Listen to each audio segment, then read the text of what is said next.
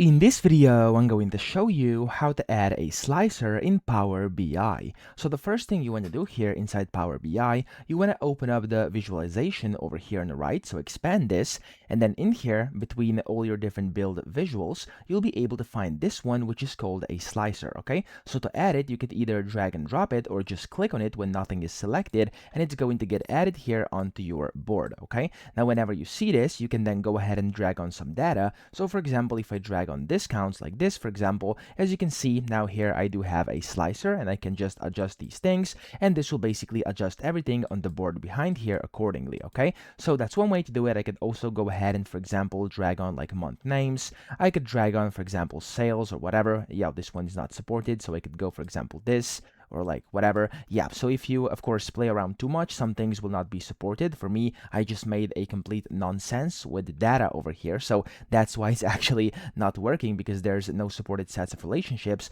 But that's essentially how you can do it, and of course, if you make it make sense, you'll be able to use it over here on your dashboard. So that's how to do it. I hope this video helped you out. If it did, please subscribe to the channel and help me out as well.